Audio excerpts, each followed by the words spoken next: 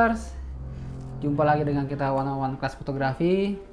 Hari ini kita membawakan topik yang berbeda, yaitu 5 rasa yang harus dimiliki oleh fotografer pemula agar tetap makin mantap dalam menghasilkan sebuah karya. Apakah itu? Saksikan dan penasaran ya 5 hal itu. Saksikan setelah yang satu ini. Jangan lupa subscribe dan klik loncengnya supaya bisa mendapatkan informasi terbaru dari kami. Ya, apa kabar teman-teman semua? Jumpa lagi dengan saya Roy Rafael di one-on-one kelas fotografi. Hari ini kita membahas mengenai hal-hal yang dipunyai untuk seorang fotografer pemula. Ada 5 rasa. Nah, hal ini yang saya lakukan dulu, rasa ini, sehingga saya bisa sampai pada saat sekarang ini. Nah, mau tahu apakah itu hal-hal 5 berikut ini? Ya, sepertinya teman-teman harus menonton video ini sampai habis. Kalau enggak, bakal ketinggalan dan juga bakal kehilangan momen hari ini. Yes, untuk itu jangan lama-lama. Jangan lupa setelah yang satu ini.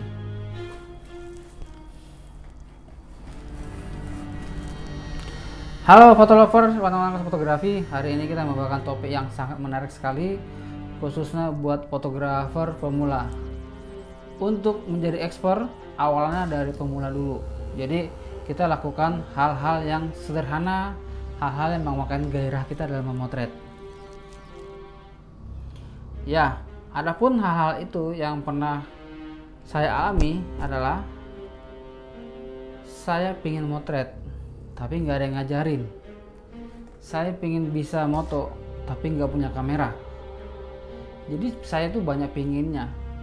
Teman-teman juga mungkin seperti itu ya, pingin tapi nggak bisa kapan, dan akhirnya nggak terjawab.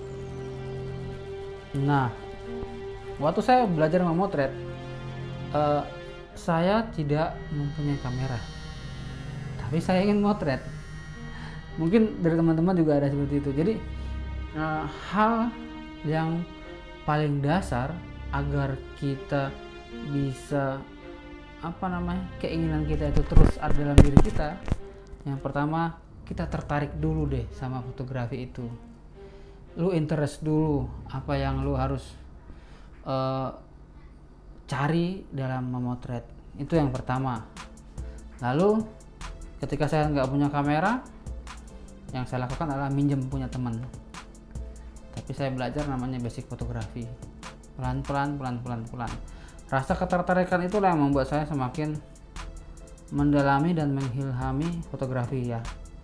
Jadi selain tertarik, terus saya juga mempunyai spirit ya. Jadi spiritnya semangat ya. Spirit ini yang saya bikin setiap hari, gue harus punya kamera, gue harus bisa motret. Terus gue punya kamera, berarti gue belajar ngedit dulu Photoshop. Jadi saya belajar Photoshop dulu ya, baru kita memulai memotret. Tapi saya dalamin dulu nih sambil saya nabung untuk beli kamera. Jadi nggak langsung saya punya kamera otomatis seperti itu ya. Semua juga dilakukan dengan langkah-langkah kecil. Kita mempunyai spirit yang nggak pernah putus. Kalau spirit kita putus, maka nggak jadilah saya jadi fotografer sampai sekarang.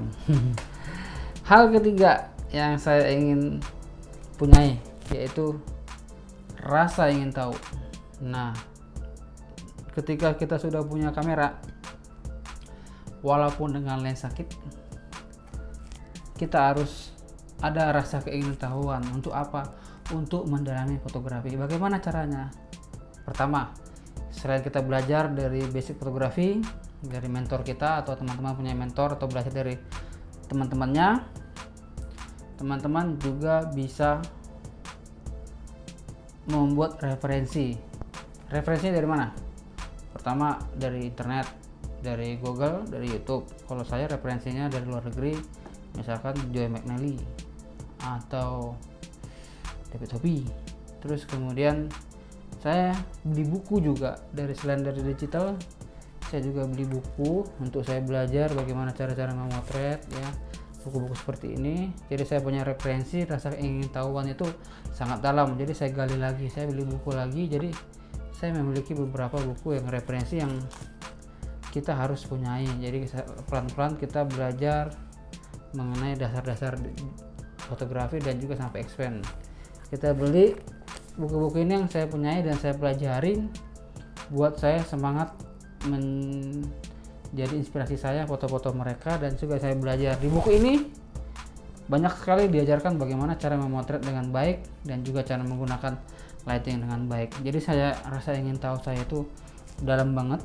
Teman-teman juga pasti bisa melakukan hal itu, karena saya itu memulai dari hal yang nol, dari hal yang nggak punya duit untuk beli kamera, dan saya lakukan itu. Kita tetap semangat, tetap melakukan hal-hal yang kita pikirkan dan sesuai dengan hobi kita, dan sampai sekarang rasa keinginan tahuan saya itu menjadi sebuah mata pencarian hingga saat ini. Yes, yang keempat yaitu rasakan cahaya ya. Jadi teman-teman bisa melatih melihat cahaya, bagaimana efek-efeknya, bagaimana karakteristiknya. Simpel aja, kita belajar misalkan cahaya matahari pada saat sunrise, yaitu efeknya pagi, kekuningan hingga kebiruan. Efeknya sunset dengan sunrise itu mempunyai efek yang sama, jadi sama-sama warnanya seperti itu. Kemudian ada juga blue hours-nya, atau teman-teman juga bisa pelajari jam-jam berapa yang baik untuk memotret, itu juga dipelajari untuk belajar cahaya. Terus cahaya juga ada dua, jadi cahaya alami dan juga cahaya artifisial, seperti lampu-lampu saya ini semua cahaya buatan. Lalu kemudian kita belajari alat kita, kamera kita, flash kita, dan juga lensa kita. Itu rasakan cahaya, rasakan semuanya. Jadi teman-teman, ini lensa kamera itu berhubungan dengan penangkapan cahaya. Jadi teman-teman bisa lihat dari cahaya sinarnya, sinar datang dan sinar keluar. Jadi teman-teman lihat ya, jadi kalau sinar datang itu adalah cahaya yang datang dari sebelah kiri kita, terus redup ke sini, itu salah satunya ya, terus dia akan keluar. Sebenarnya misalkan cahaya backdoor maksudnya ya, jadi cahayanya itu berasal dari belakang kita. Jadi misalkan pada saat memotret ada lorong-lorong, terus kemudian lorong itu adalah cahaya mataharinya, kita lihat cahayanya di belakang itu ada cahaya lagi enggak, atau pintunya terbuka enggak. Jadi kita bisa manfaatkan cahaya itu, jadi ada cahaya yang keluar dari pintu itu sehingga masuk ke dalam. Jadi kayak ilustrasinya, kita masuk pintu depan dan kita melihat ada pintu belakang yang terbuka, itu juga akan cahaya masuk ya. Jadi ilustrasinya seperti itu. Jadi ada kedalaman di situ antara main lightnya di sini, cahaya utama, terus ada efek dari backlight juga dari sini. Jadi itu merupakan suatu efektivitas cahaya atau kedalaman cahaya yang menurut saya itu perlu kita lihat semua dan antusiasnya. Lalu yang kelima itu rasa ingin maju. Jadi teman-teman, misalkan foto saya kok begini-begini aja ya, kok nggak ada peningkatannya, jadi teman-teman merasa mentok. Jadi itu artinya apa? Teman-teman itu butuh naik kelas, butuh ilmu baru, butuh belajar dari seseorang, atau butuh teman untuk saling sharing dan belajar. Nah, di 101 kelas ini kita bisa belajar bareng, berkumpul bareng dengan teman-teman lainnya. Nanti kita akan adakan kelas-kelas pertemuan juga untuk teman-teman kita sharing-sharing. Makanya teman-teman sering-sering ikutin one-on-one kelas fotografi ini. Jadi kebetulan sekarang lagi PSBB ya, jadi kita belajar secara online dulu. Teman-teman perhatikan YouTube one-on-one kelas fotografi ini. Terus di situ kita bisa belajar tentang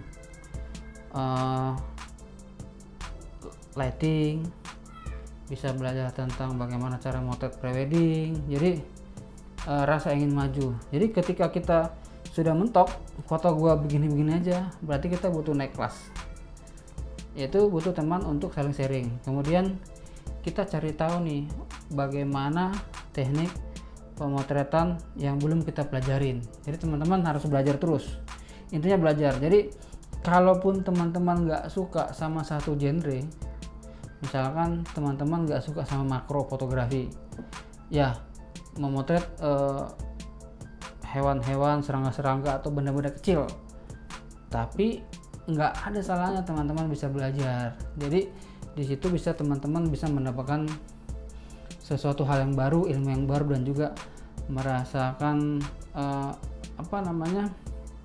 motret yang berbeda gitu. Motret benda-benda kecil itu dibutuhkan kesabaran, jadi kita dilatih lagi. Selain kita melatih itu semua, kita juga dilatih kesabaran. Terus di luar dari 5 rasa ini, ada satu hal yang perlu kita latih dan mungkin kita tanamkan dalam diri kita, yaitu mental. Jadi jangan sampai mental kita down apabila kita foto dikritik, oh foto kamu kurang ini, kurang begini, kita merasa down, bahkan kita nyerang balik. Emang foto kamu udah sebagus apa gitu ya. Terus fotonya, foto kamu bagus ya, dibilang bagus aja lu udah senang banget, mentalnya udah dibilang langsung bangga banget, iya bagus ya, senang ya. Jadi mental itu harus kita latih. Jadi misalkan ketika kamu dikatakan, dia tuh si Roy itu fotografer bagus loh, terkenal se RW, itu bisa jadi kita bangga, tapi jangan terlalu bangga. Tapi kita harus latih mental kita supaya kita tangguh, supaya kita tough dalam menghadapi saran, kritikan, dan juga jangan langsung mentalnya itu dibilang bagus itu langsung sombong gitu lah, jangan.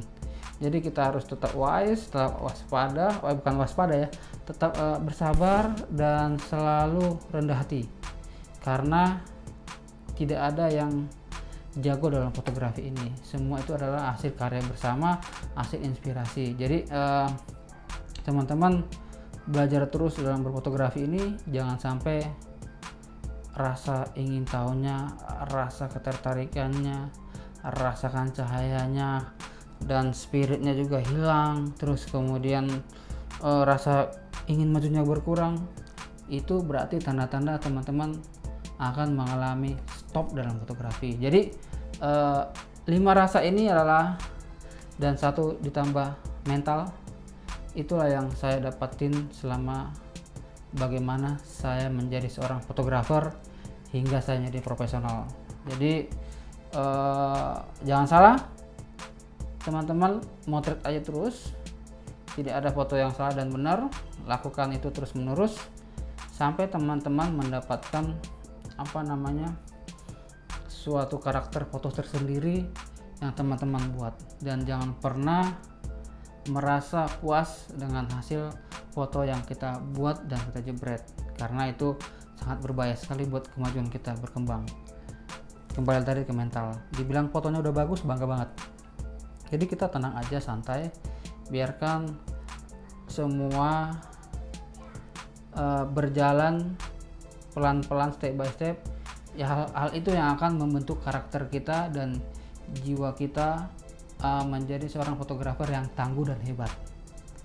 Ya, demikian sharing kita hari ini mengenai 5 hal yang harus dirasakan atau 5 rasa yang harus dipunyai seorang fotografer pemula untuk menjadi fotografer yang tough.